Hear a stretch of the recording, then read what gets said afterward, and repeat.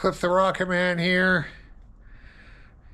to talk about the 220Bs. Here's what we're going to talk about today. Anyway, this is off my brother's 220B. I think it's 41.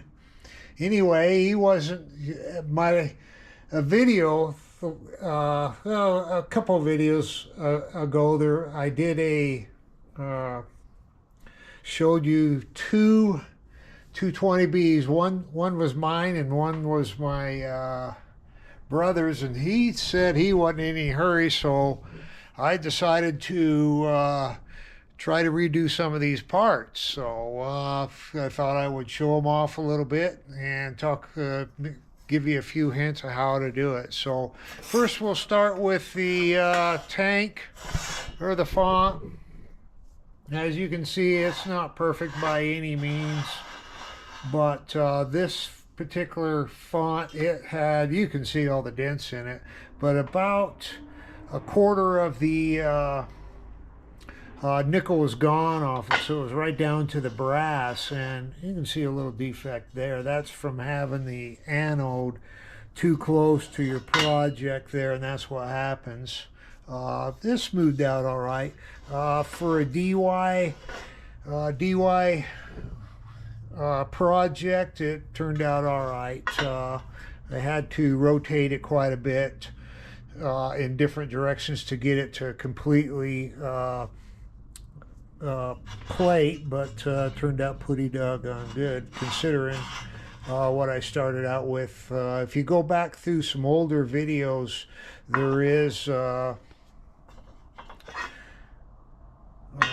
I show a picture of what they looked like originally. So I'm going to stop here for just a second because I'm going to stick in a picture of my setup to do the cage and this and the font, and so you'll kind of get an idea how I did it. The rest of the information you can get off the internet, and then I'll throw some voltages and amperages I used. So I'll be right back.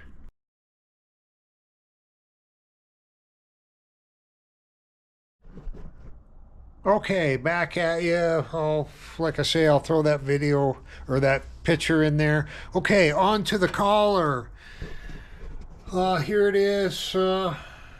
It's a little rough, but it had quite a bit of rust on it. I didn't pay that much for it.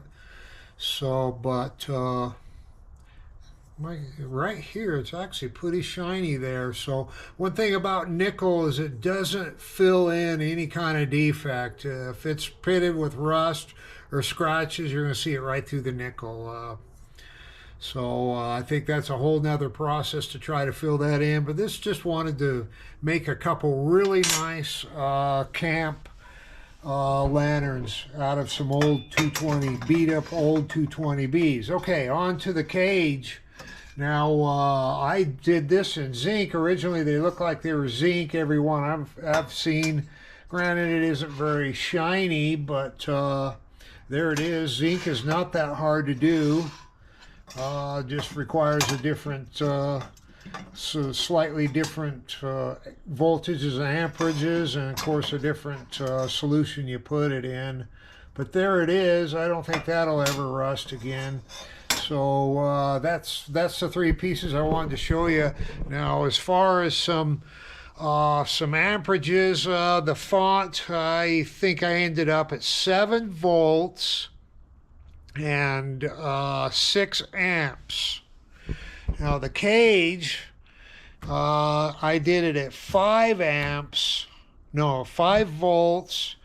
and 5 amps. And then my collar, I did it at 5 volts and 3.5 amps. So hopefully that helps somebody else get you started on it.